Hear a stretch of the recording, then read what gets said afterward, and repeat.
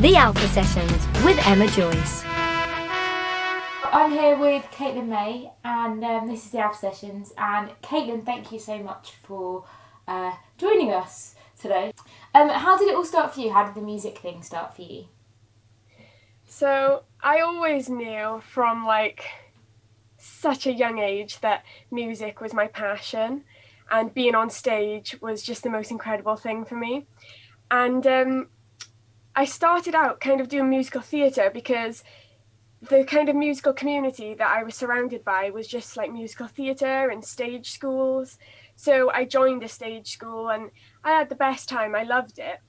But obviously the time is split up between acting, singing and dance. And I always knew that music and singing was like my favourite section of the time.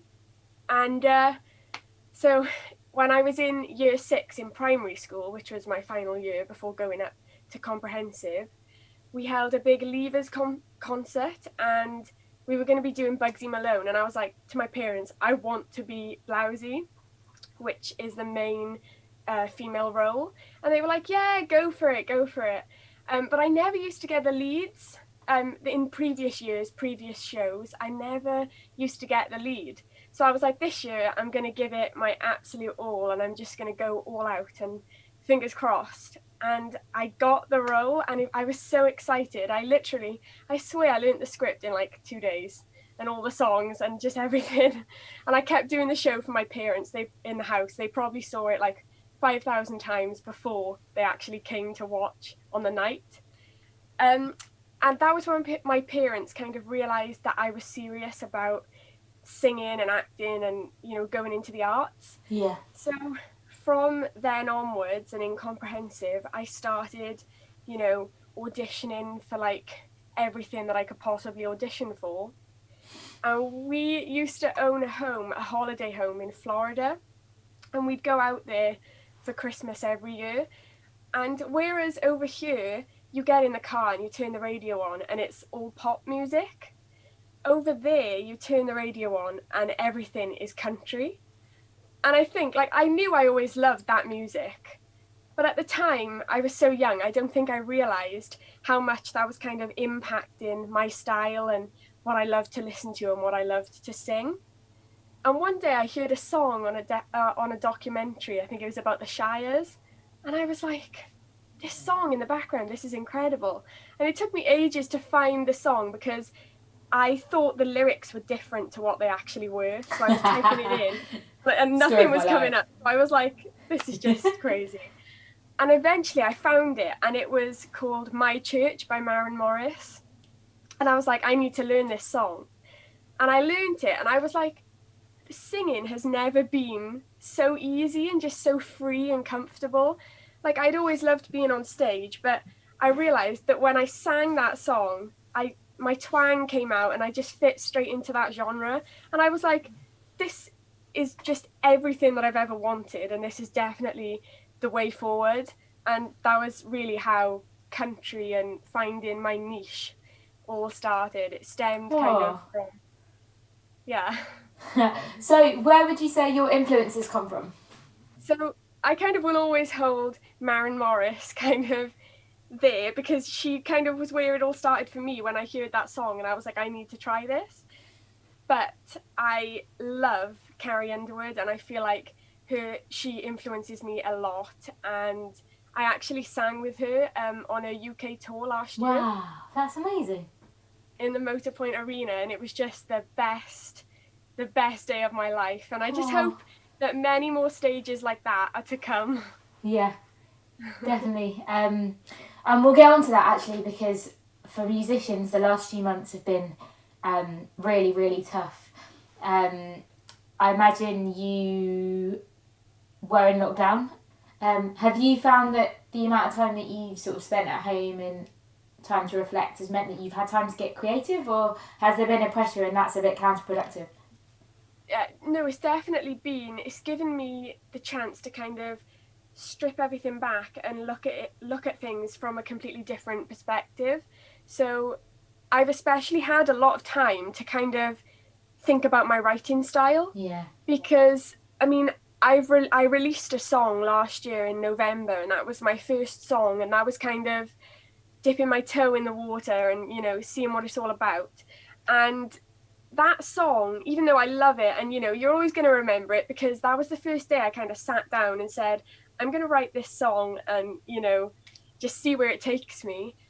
But that song, I wouldn't say reflects my style, especially not now, because I kind of wrote it at the time thinking that when I was gigging and kind of doing these things more locally, I wanted them to be able to get up and line dance, because that was what they always asked for. Oh, can you sing a song so we can line dance to it? And I was like, you know, the best way to go about this would be to write a song where they can line dance to something that I've written. Great idea. So I did that, and I love it, and, you know, it does bring memories flooding back, but I just feel that now I've moved on with my writing style, and I'm much more in touch with my feelings and emotions and everything that I put into it, because it's a lot more modern and it's got a lot more grit. And I feel like I can connect more to the story. So this time, although obviously like it's been horrible, it has kind of been beneficial for you?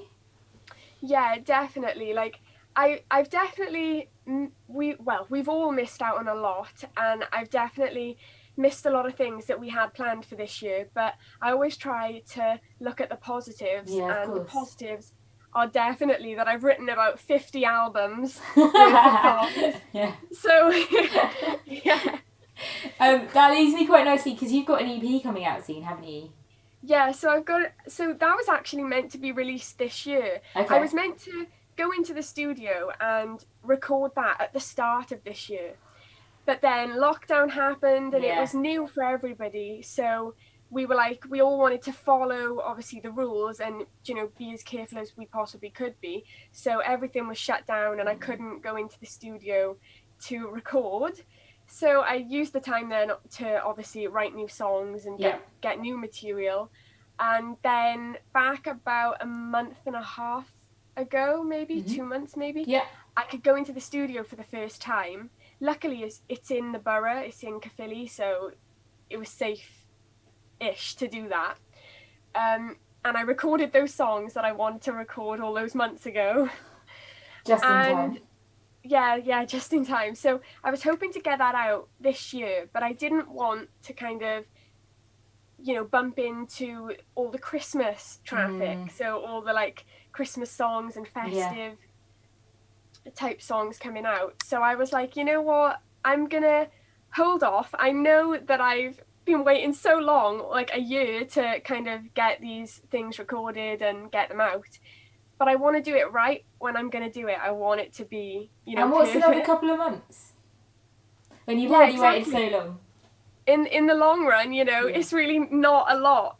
So so they're going to be coming out early 2021, and instead I'm going to be releasing 2 Christmas songs this side of Christmas, because obviously I want to get something out there, and with all this time I could actually spend time to write Christmas songs, which I've always kind of wanted to do. Because how have you found, and this is something I've always been really curious about, because obviously to get it out in time for Christmas, you've had to write it like probably in the middle of summer or at the start of the year. Does it feel a bit weird, kind of the same, I guess, with anything Christmassy, to get it out on time? You've got to do the creative process outside of the season. Does that always feel a bit strange?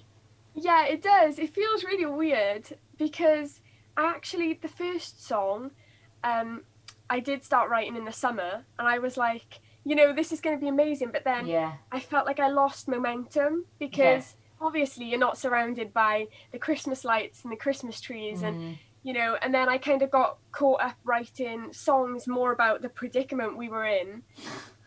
So I just felt like I lost where I was going, and I was like, you know, it's okay.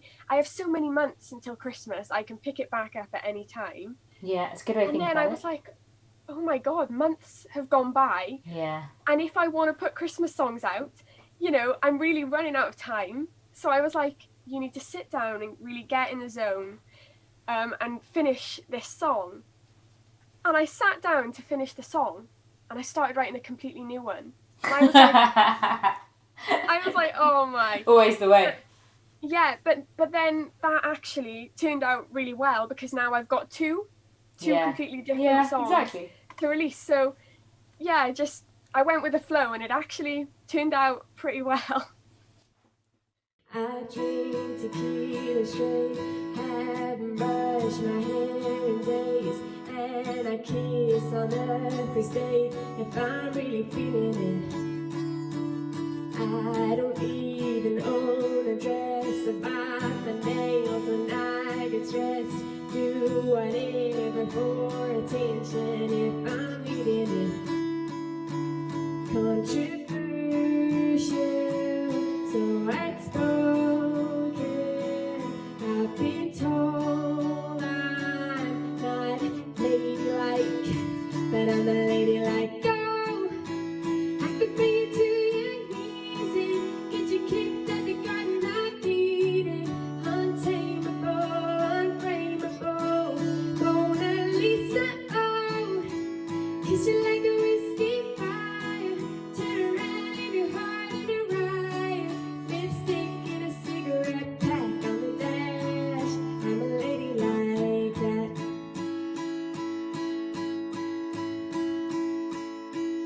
Sometimes I forget not to talk about politics when I'm in the middle of me getting hit on. Sometimes I'm not polite, don't bite my tongue, I speak my mind, let curse words fly. When shit goes wrong, controversial, so outspoken, I've been told I'm not ladylike, but I'm a ladylike girl. I could bring you to your knees and get you kicked at the garden of Eden. Untamable, unframeable, Mona Lisa, oh, kiss you like a whiskey fire, turn around, leave your heart in a riot, lipstick in a cigarette pack on the dash, I'm a lady like that. I'm a lady like that.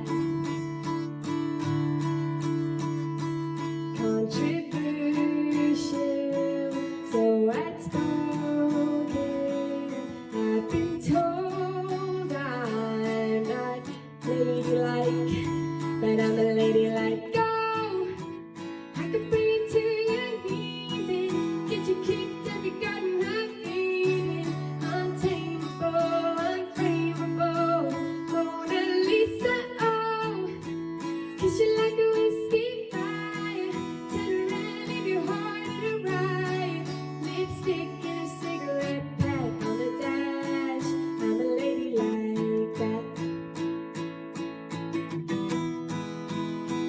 I'm a lady like that.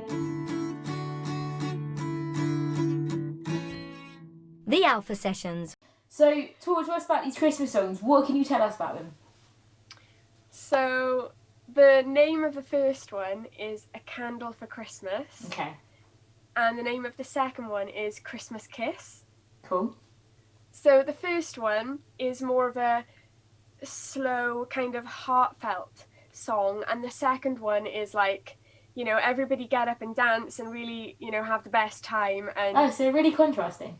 yeah, really contrasting. But I think in a way, I was worried about that at first, but now I'm kind of glad, because I just think it's two different songs for two very kind of different groups of people, you know, because sometimes you can feel sad and then feel like I can't be sad because, you know, it's Christmas and you're meant to be happy. But this year, I know we've all lost so much, and some of us more than others who've lost, you know, close family members. And this song is kind of about the Christmas season, but not being able to spend it with who you want to spend it with, and missing that person. Yeah. And it could be interpreted in a lot of different ways, because some people, they haven't actually lost somebody, but this year it's going to be impossible to actually spend Christmas with them because, because of the restrictions and because of lockdowns in different places. So I know how hard it's going to be, and some people are extremely lonely, and I want them to have a song that they can relate to and they don't feel like they have to be happy all of the time. Yeah, definitely. I think often at times when the pressure's on to be happy, that's when it's hardest to be happy, and it's the times when you least expect it, that's when you have like unpressured happiness. Yeah, I know. I think it is as well. You feel like a pressure to put on a smile, and everybody else seems happy, so you have to be happy. But sometimes it's just nice to sit back and kind of accept that you're not always in that mindset, and you can still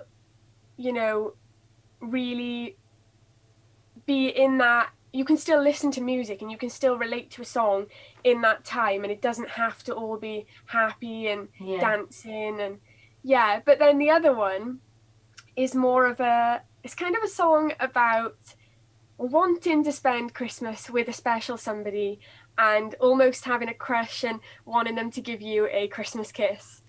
So so it's a completely different thing, and different vibes. Yeah, and even though they are so different, they kind of do link in, because you might still want that special somebody to spend that time with you, even if they can't. So the songs do kind of interlink very slightly. Yeah. It's just two different perspectives. And what can you tell us about the EP? So the EP, I'm really excited about this because especially I think it's like 3 of the songs are like my story, and I just really think it's going to be so exciting when they come out and I can actually talk about them and explain that this has happened to me in the past, or this is my like interpretation of something that's happened. And then one of them I would say is slightly more general, something that everybody pretty much has been through at some point or will go through. So that's more of a take on something that happens to a lot of people. But I mean, I don't have a release date yet. I know that they're coming out early 2021. So I just can't wait for that. So I'm on fire for that. Yeah, so I thought I would have kind of a lot more information kind of on that, and I would know a lot about it. But because then the Christmas songs took the forefront, it's kind of like I know they're there and I'm really excited about it, but I'm quite unorganized, and I think if I start to kind of think about this song and this song, that I'm gonna lose track of the 2 Christmas songs. So I need to tell myself, like, you need to be strong. Yeah, one step at a time. Yeah. How many tracks are on the EP? 4 songs. 4 songs. Okay, cool. Kind of going to a different subject now a little bit. When you were in lockdown and now you're back in lockdown, what tunes kept you going and got you through? What music have you been listening to? So I wanted to make sure I didn't forget the song, because I heard it for the first time a few days ago, and I kept it on my phone because I didn't want to forget the name. It's so new. It's by an artist called Ingrid Andress. Oh, I've heard of her. And it's called Ladylike, and I listened to the track and I was like, oh my god, this kind of explains me to a T. It talks about in the song how I mean, usually I've got the lyrics in my head, but it's such a new song that I heard the other day, and I was like, I wish I wrote this. Like, this is incredible. It says something about people, telling you you're not very ladylike, and but what is ladylike? Everybody is different, and it's really hard to fit into a box, and I've never kind of fit into a box, and in a way I am really glad that I don't, because artists, especially people who write like their own originals, you need something kind of original to write about to really like interest people. And so that song was just incredible. I heard it and I was like, wow, this is just going to be on repeat 24/7. So that's what you've had on repeat over the last couple of days? Yeah, literally. But I mean, I've got obviously Carrie Underwood and like Maren Morris and like Miranda Lambert. I've always got them playing in the background. Okay. And I'm always listening to I think it's a station called Pure Country, because I always want to hear new songs. Yeah. So I usually listen to it on there, and I think I've listened to it so much that a lot of the songs now, they come on and they're not new. I've heard them all. And I'm like, I think I've listened to that station so much throughout lockdown that there's nothing new to hear anymore. Like, it's just... I turn pages all the time. I don't like her bad. 34 is bad, so I just turned 35. Yeah, I'm a keeper. I keep digging down for the deep. Like the records I'm playing, I might keep you waiting, but I know I'm gonna play it for keeps. And if the hash just keeps on winning, I got a wild card up my sleeve. And if love keeps giving me lemons, I just mix them with my drink. And if the whole wide world starts singing, when all the stars go dark, I keep a light on in my soul. I keep the bluebird in my heart.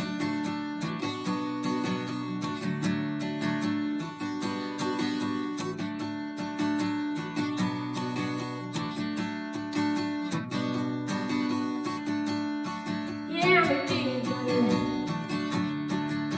and I'm still giving them head. Forgiving's pretty hard, so I made it all that I've forgiven them well. Yeah, I'm a runner, can turn 20 cents into a 10.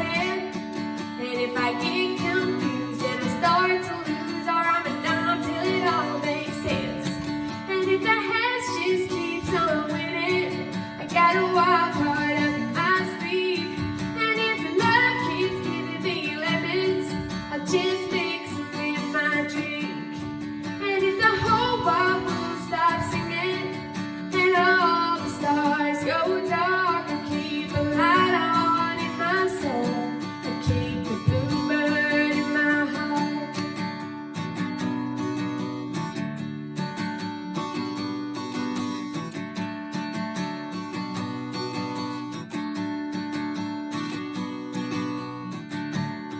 And if the hash just keeps on winning, I got a wild card up my sleeve. And if the love keeps giving me lemons, I just mix them in my drink. And if the whole wide world starts singing, and all the stars go dark, I keep a light on in my soul.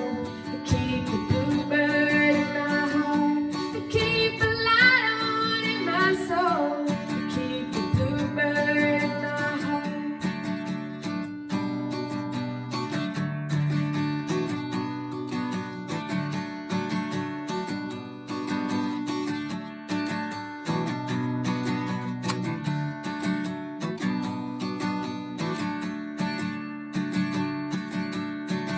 The Alpha Sessions with Emma Joyce.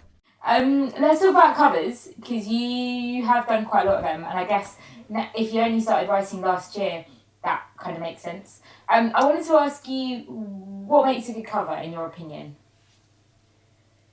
So I think, like, growing up and kind of, obviously, I only actually started learning guitar in lockdown. So before, I didn't actually play an instrument, and that obviously makes kind of originals a lot harder, because, you know, you're just trying to find your way. So what comes first, the lyrics or the guitar now? Still the lyrics at the moment. It's so new to me, and but what I want to be able to really do comfortably is kind of do it together. I know a lot of people say they might like start to strum something, or they might have something in their head and it just comes together at the same time, and I think that would be so cool to almost like have a finished piece, like, you know, an acoustic piece that you can just play within days of writing the song. I just think that's really cool, and, you know, that's really handy as well. But I am getting there. But with covers, I've always wanted to make it my own and make it kind of my own take and as original as I possibly can, because I think it's really interesting for people to see your take and your version of a song, and also if they've listened to that song a lot, or if it's been on the radio a lot, they don't feel bored listening to somebody else singing the same song. So for me, that's kind of been my creative way of making the song my own without obviously being able to play an instrument at the time. So yeah, I mean, I do love hearing a new song and just knowing that I can put my own spin on it and it'll be like almost something, you know, completely different. And you're also a RCT ambassador for Heart the Heroes. Yeah, so years ago I started, like this was when I was so little, like I started to sing and do like charity events with them. And so I've known them for years, and it's obviously for such a good cause. And for my 18th birthday, and we were in lockdown at the time, and you know, even if you can make the most out of it, sometimes you have your down days where you just feel, I miss being able to perform live. And so the guy who runs it actually surprised me on my birthday, and he came and he gave me flowers for my birthday, and he also like awarded me and told me that I was their first ambassador. Wow. So I was over the moon with that, and it was just such a like nice change to have some positive news throughout everything that's been going on. Sure. Yeah, so with a Candle for Christmas, I'm actually gonna donate a percentage of the money to RCT. Oh wow. Yeah, because I just think as well, like a lot of those people who have been through rough times and have, you know, been supporting RCT, or they've gone through things themselves.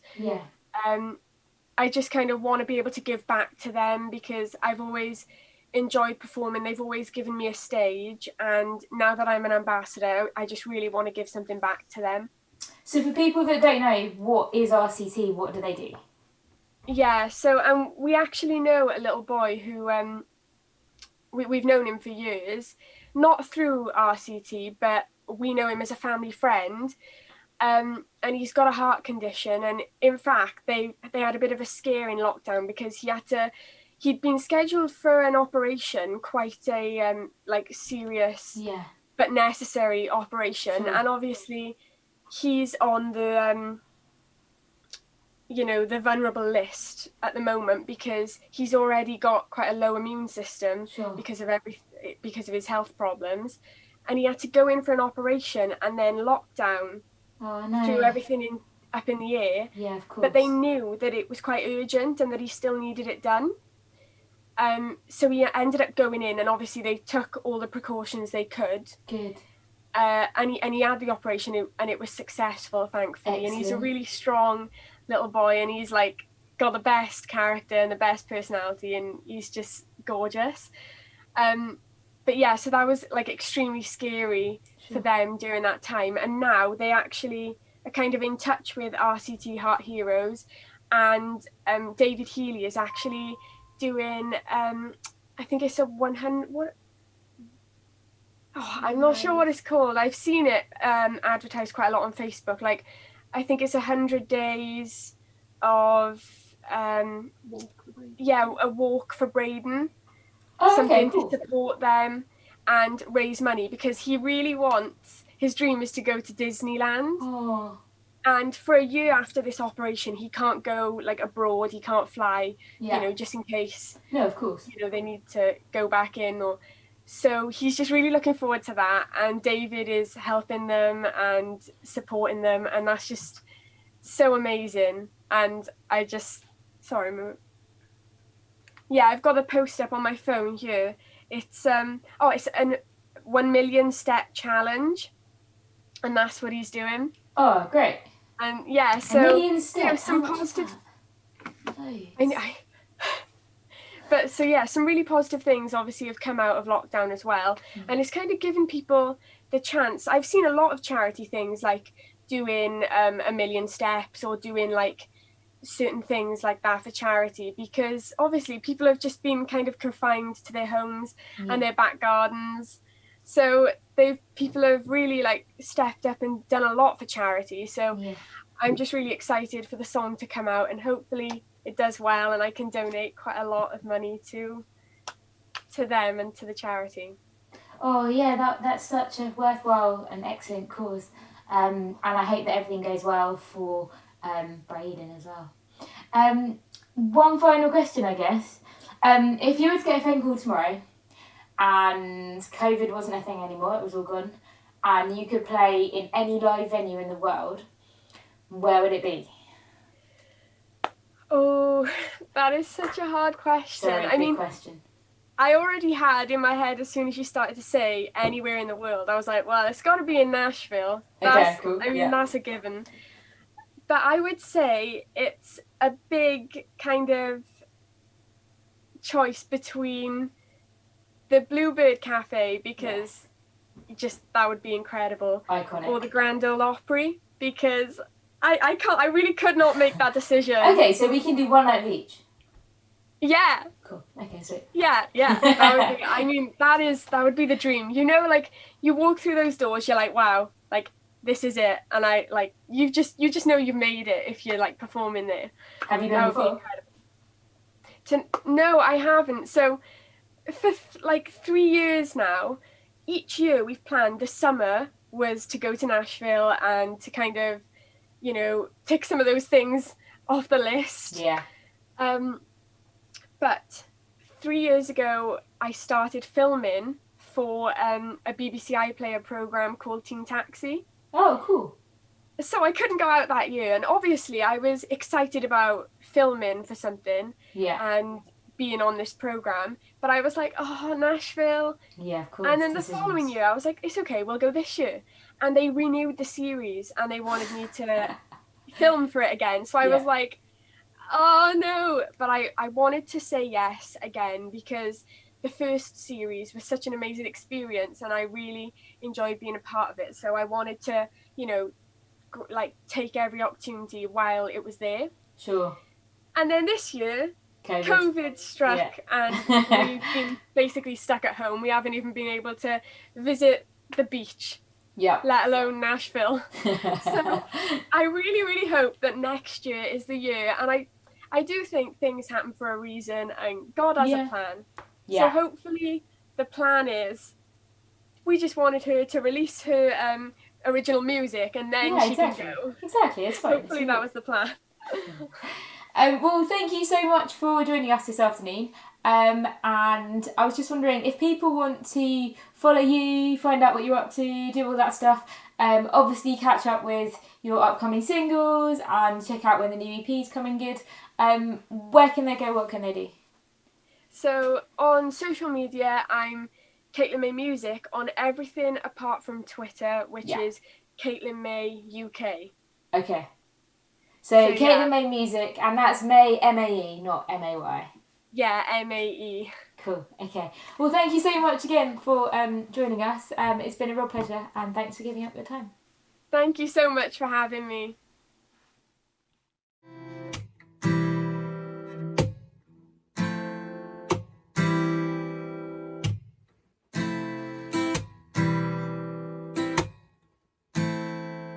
I'm doing good, I'm on to do shit. But saying yes instead of no. I thought I saw you at the bus stop, I didn't know. I hit the ground running each night. I hit the Sunday matinee. You know the greatest films of our time were never made. I guess you never know, never know. And if you wanted me, you really should have shown. And if you never bleed, you're never gonna grow. And it's alright now, but we were something, don't you think so? Roaring 20s, tossing panties in the pool. And if my wishes came true, it would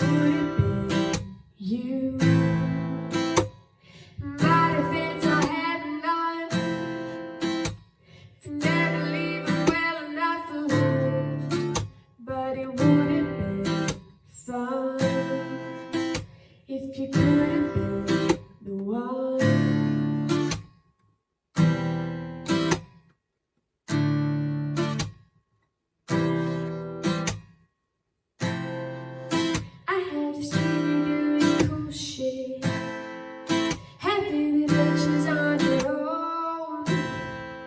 You meet some woman on the internet and take her home. We never played it by the numbers, baby, but we were making it count.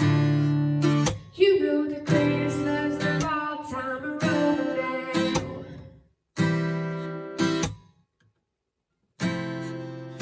I guess you never know, never know.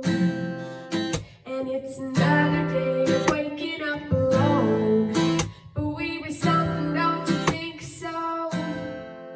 Roaring 20s, tossing pennies in the pool. But if my wishes came true, it would have been you.